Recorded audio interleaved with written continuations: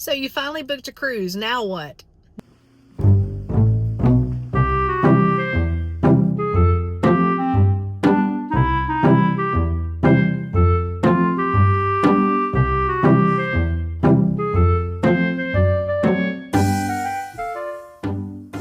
Now is when all the questions are going to come into play. I have asked myself these same questions and spent hours upon hours surfing the web, surfing YouTube, watching other people's videos, asking people that have cruised in the past themselves to try to gain answers to those questions. So I'm hoping with this video series that I can compile kind of a list of the big things, the big questions that you're going to have, and what answers I have come up with, things that have worked for me, things that I have realized didn't work. If you haven't already, now's the time to be thinking about your paperwork. It takes time, sometimes weeks to months, to get the information back that you're going to need. And I suggest that you get on it sooner rather than later, because you would hate to wait to the last minute and realize that you are missing an important piece to be able to board your cruise.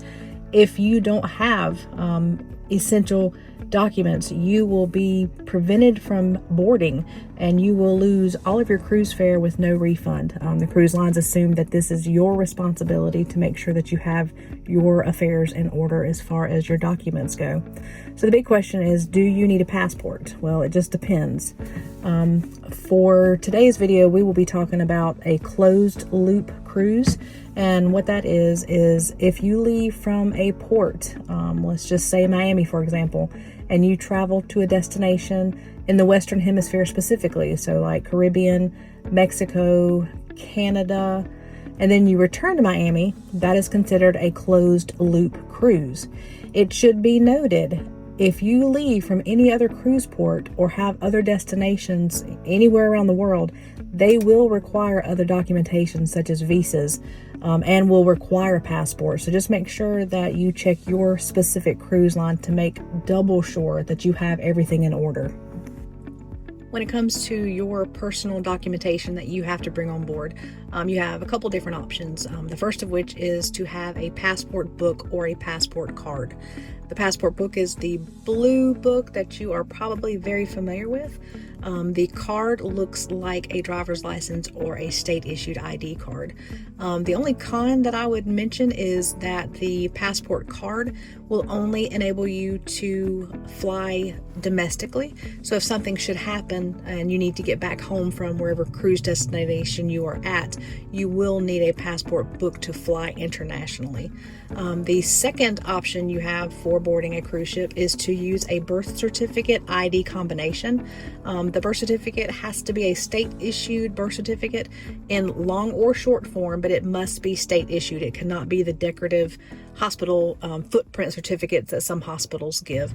So if you're traveling with your children, they will also need to have proper documentation. If they are 16 years of age or older, they can have either the passport or the birth certificate and photo ID option. That photo ID for them needs to either be a state-issued driver's license or beginner's permit, or it could also be a school photo ID as long as it has their picture, their name, and their birthday present on it. If the child is 15 years of age or younger, the only required document will be a birth certificate.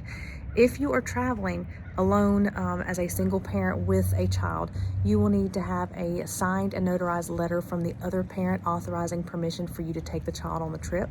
If there are any legal documents that go along with any type of custodial arrangements, I would strongly recommend that you make photocopies of that and bring those along with you as well. So I've been asked how to go about getting copies of birth certificates. The first option is to go to your local vital records office. You would go in, you would fill out the necessary applications, you would make your payment, and then you would walk out that day with copies of your birth certificate. The other option is to use online services. I have used personally vitalcheck.com. That is a reputable website that I had no issues with. You go online, you fill out the proper application online, you make your payment, and then within just a couple of weeks you will get your birth certificates in the mail. So at the end of the day, what is my opinion? We have used both the birth certificate option as well as the passport option. The first few cruises that we took, we used the birth certificates and had no real issues. We were able to embark just fine and get off the boat just fine. We did find that having our passport sped things up a bit, both getting on as well as getting off. It is just a safety net to have the passport, because if something were to happen to you while you are on your cruise ship and need to get back to the States, it is going to be a harder process if all you have is the birth certificate. You will be required to go to the local embassy or consulate's office, which could be a little further away than what the port is that you are currently at.